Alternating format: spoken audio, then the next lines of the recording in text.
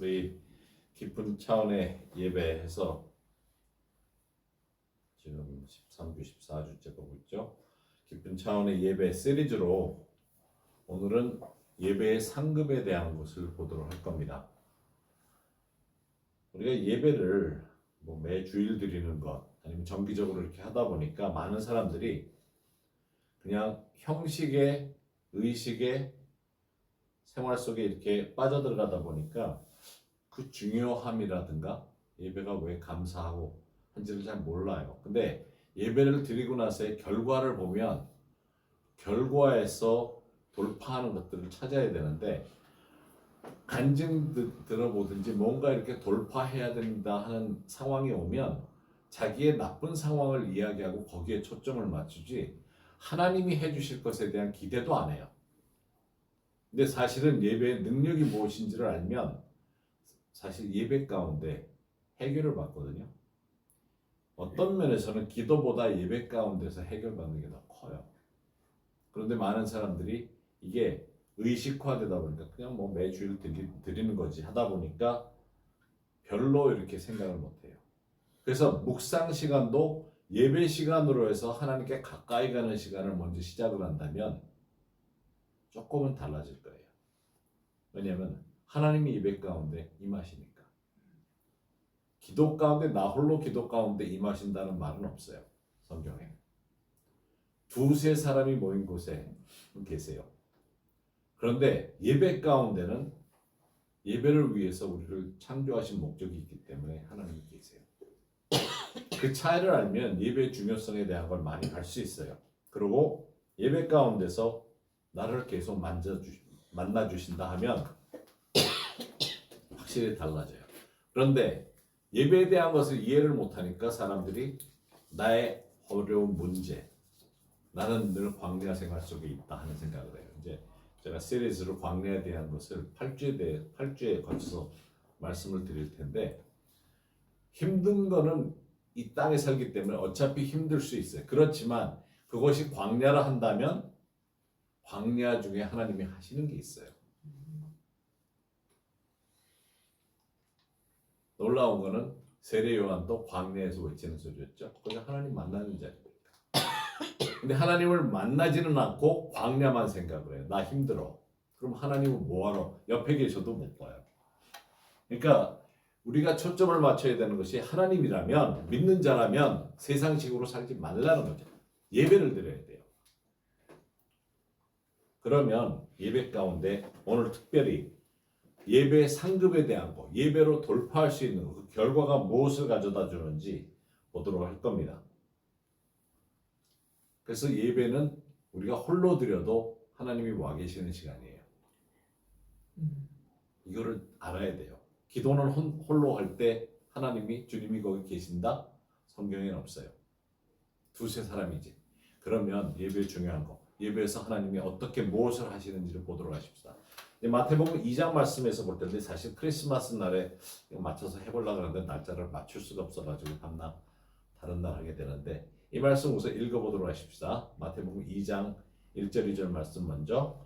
헤롯 왕 때에 예수께서 유대 베들레헴에서 나심에 동방으로부터 박사들이 예루살렘에 이르러 말하되 유대인의 왕으로 나신 이가 어디 있느냐.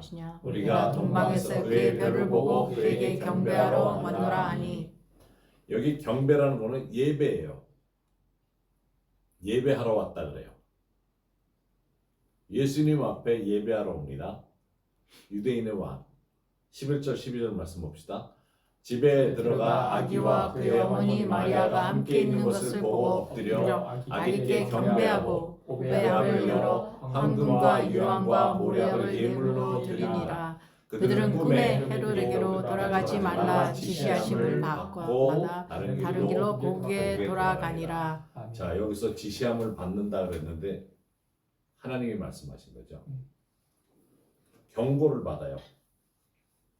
자, 앞에 저들이 오는 부분과 이제 그 결과를 보도록 하십시오. 이 내용을 보면 저들이 예수님께 경배하러 오는데 뭔가를 가지고 오죠.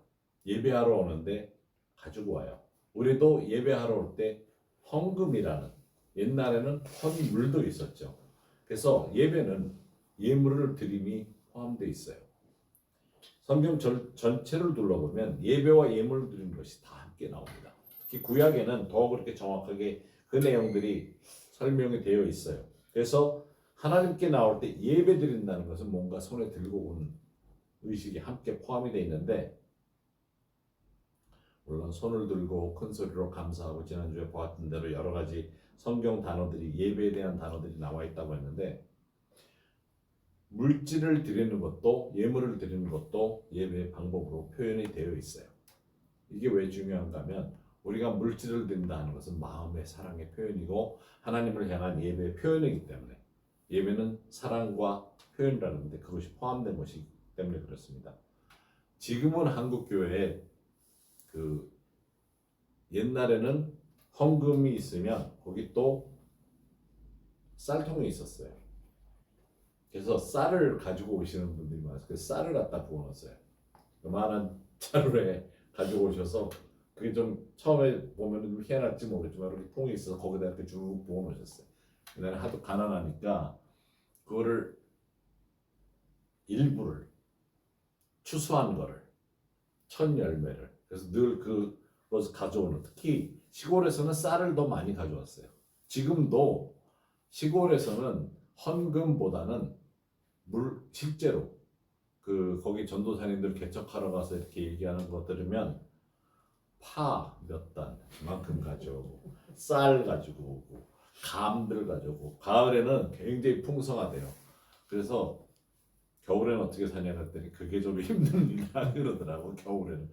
그런데 예물이 아니라 진짜 제물로 가지고 오는, 하나님께 드리는 물건을 가지고 오는 그런 예배에 포함된 것을 볼 수가 있어요. 성경에 보면 제물을 드린다는 의미로 그런 내용이 있어요. 근데 사실 우리는 거룩한 산제사로 우리를 드리잖아요. 우리 몸을 드려요. 물론 다음 주에 그 내용을 보게 될 텐데, 깊은 예배로 들어간다는 것은 사실 예물이 포함되어 있다 하는 내용이에요. 그래서 구약을 보면 하나님은 참 바비큐를 좋아하신 분이에요.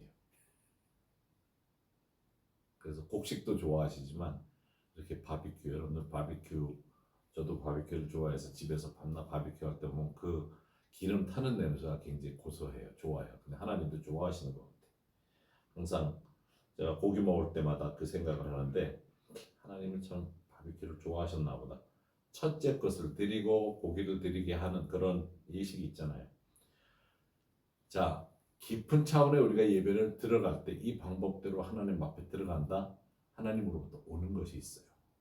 그래서 이 동방 박사들이 가지고 왔던 것에 대한 것을 보십시다. 세 가지 예물을 가지고 왔는데, 황금은 왕권을 상징을 해요. 유향은 신성을, 향을 드리는 건데 굉장히 좋은 향수거든요. 그리고 모략은 인간을, 완공과 신성과 인간을 상징을 합니다.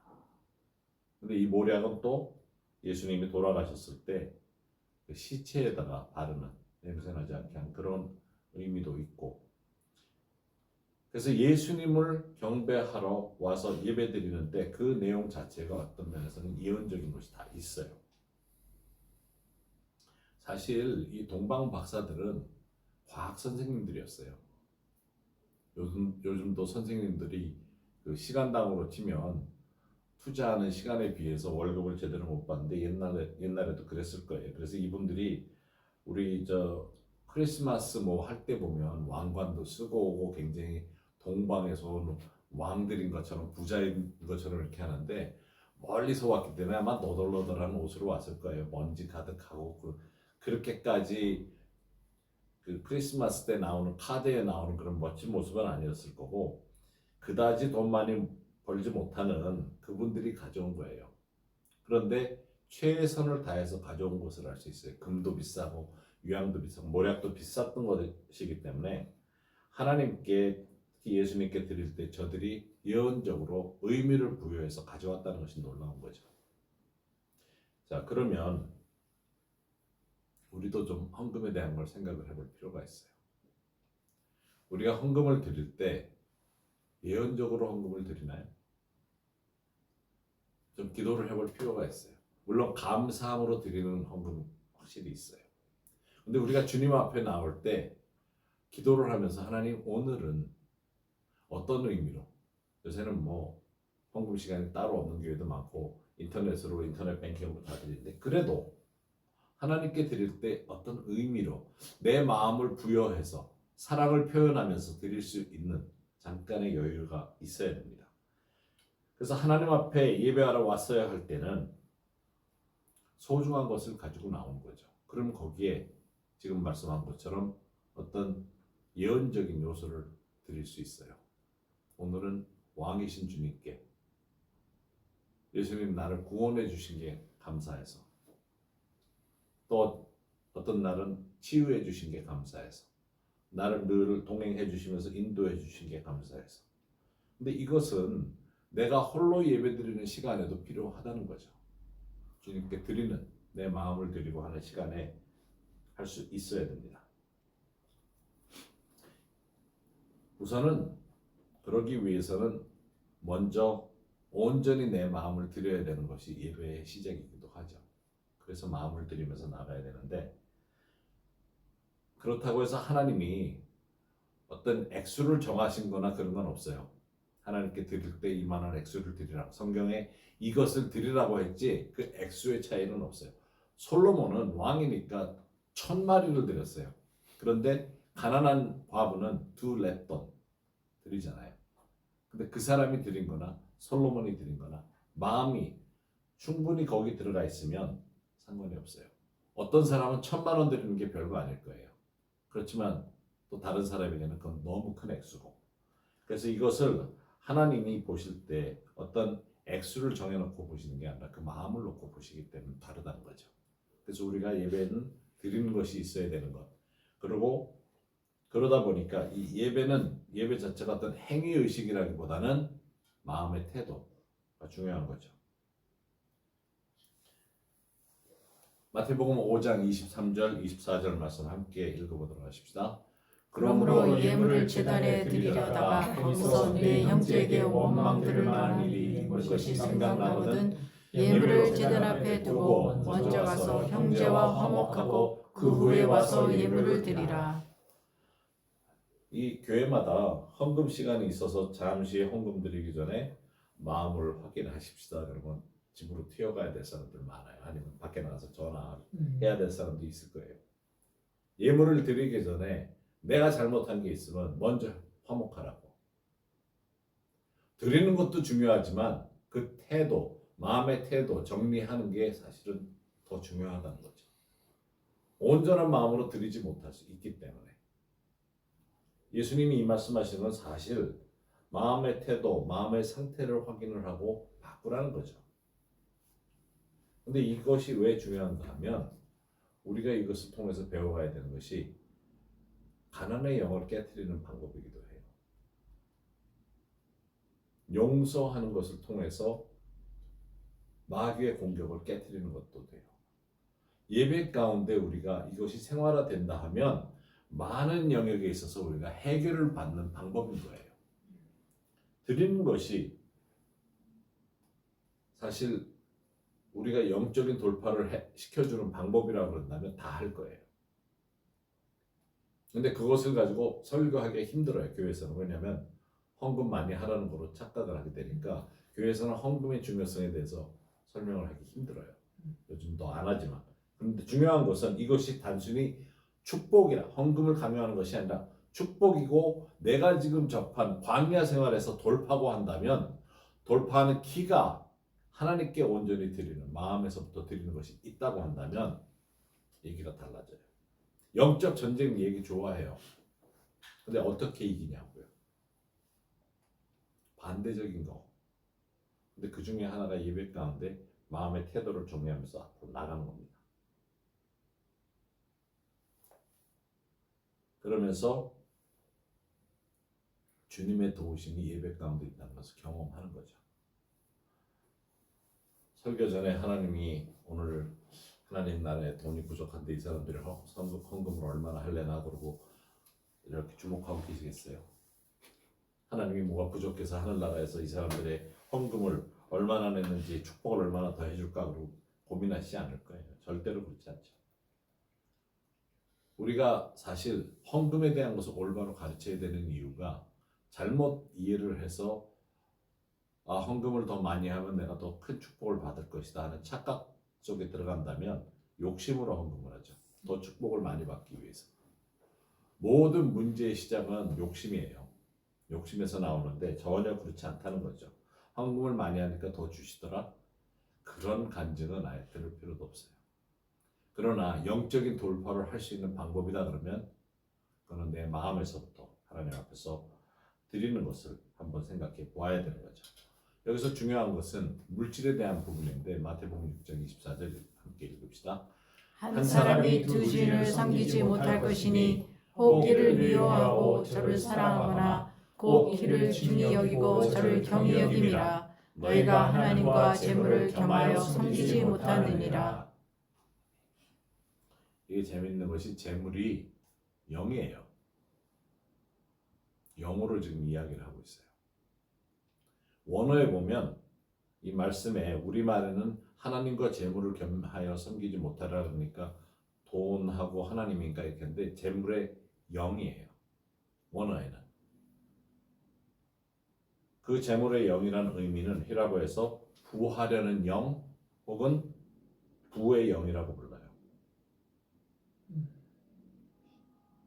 하나님과 부하고자 하는 영과 함께 섬길 수 없다는 거예요. 그렇다고 부가 나쁘다는 것이 아니에요. 그 영이 나쁜 거죠. 영이라는 이유는 우리 귀에다 대고 말을 하기 때문에 그래요. 네가 부해지면 더 좋은 차 탈 수 있어. 네가 부해지면 더 좋은 집 가질 수 있어. 네가 부해지면 더 큰 권세를 가질 수 있어. 너를 무시 못할 거야. 많은 재물을 가지고 있으면 더 많은 사람을 도와줄 수 있어. 이게 크리스찬들한테는 제일 웃기는 말이에요. 그거는 영이에요. 하나님과 그 영을 같이 섬길 수 없다는 거죠. 근데 사실 저희가 늘 그렇게 살아와서 그런지 저희는 특별히 후원이 있어서 월급이 있어서 그걸 가지고 우리가 선교를 한다든가 그렇게 해본 적은 없어요. 그렇게 진짜 늘 그냥 그렇게 살다 보니까 그게 생활화됐었는데 제가 한국에 2017년에 나오면서 이제 헌금에서 한 70만 원씩 처음 지원을 받으면서 생활을 하는데 제가 제일 웃겼던 게 뭐냐면 쿠팡을 어느 자매가 가르쳐줬어요. 쿠팡을 들어가서 보니까 그 70만 원밖에 안 되는데 살 게 너무 많더라고. 그러니까 쿠팡이 완전히 나를 사로잡아. 매일 시간만 나면 쿠팡만 보는 거야. 뭐 살 수 있을까? 내가 가지고 있는 현재 70만 원 가지고 뭘 사면 좋을까? 한낱 쿠팡만 보니까 살 게 너무 나중에 거기에서 이것저것 오다 하다 보니까 냉장고가 꽉꽉 차요. 아, 사람이 이렇게 쉽게 흘러가는구나. 속을 수가 있다 하는 게 너무 재밌더라고요. 아, 나도 이런 거에 쉽게 빠져들어가네 하는 생각이 들었어요.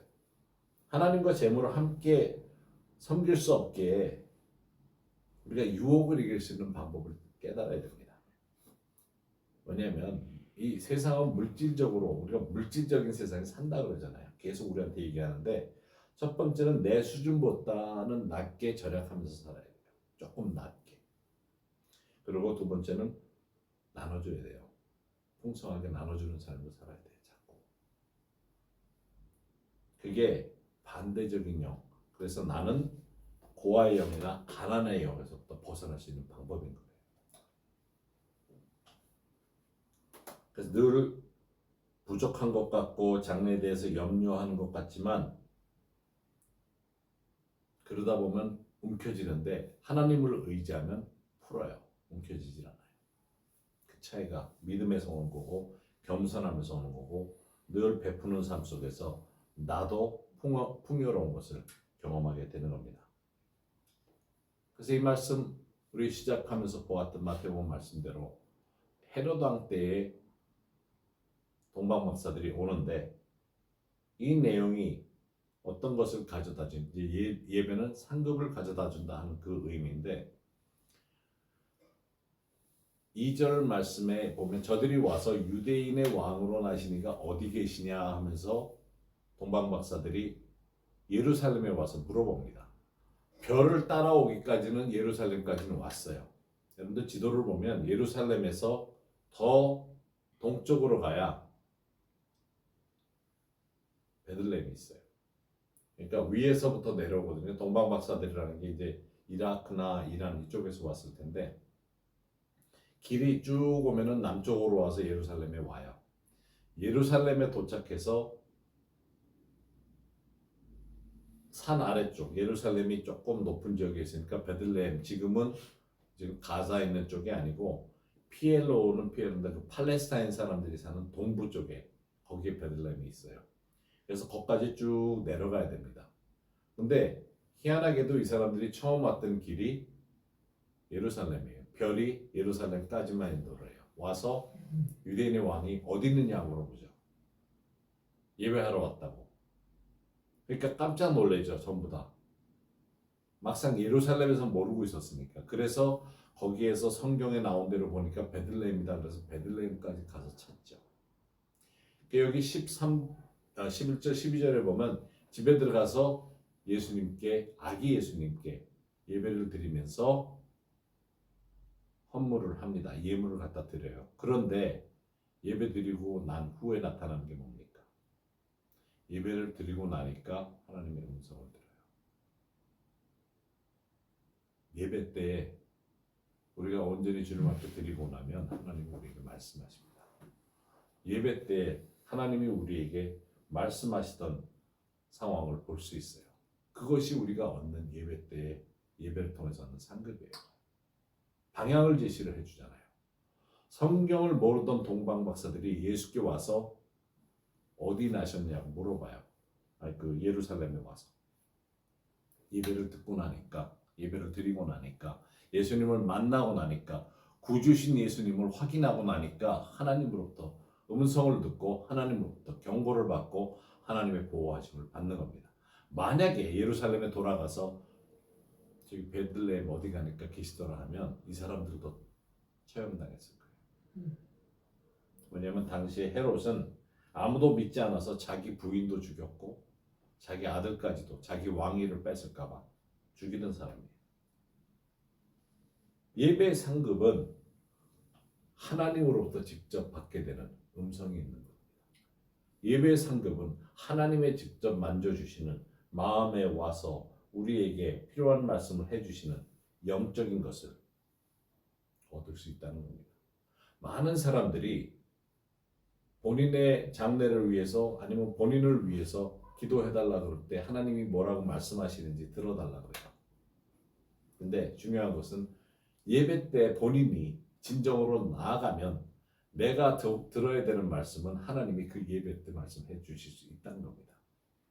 물론 기도할 때도 들려요. 그렇지만 예배 때 늘 하나님 말씀을 듣고 하나님의 위로 속에서 음성을 들을 수 있다 한다면 우리가 깊은 차원의 예배에 더 깊이 들어가야 된다는 거죠. 들어갈 수 있는 것이고. 그렇다면 우리의 삶이 얼마나 귀해지는지 몰라요. 그렇다고 해서 예배를 물론 정기 예배도 중요하지만 여러분들 차를 타고 다니면서 전철에서 홀로 잠깐이라도 예배를 드릴 수 있어요. 하나님 감사합니다 하면서 그 순간에 짧은 순간에라도 말씀하세요. 위로해 주세요. 그 순간에 하나님의 음성을 통해서 우리는 더 깊은 차원의 예배로 들어갈 수 있어요. 생활화 된다는 것이 그런 거죠. 예배 가운데 사는 것이 그런 거예요. 주님과 동행한다는 것이 그런 거죠.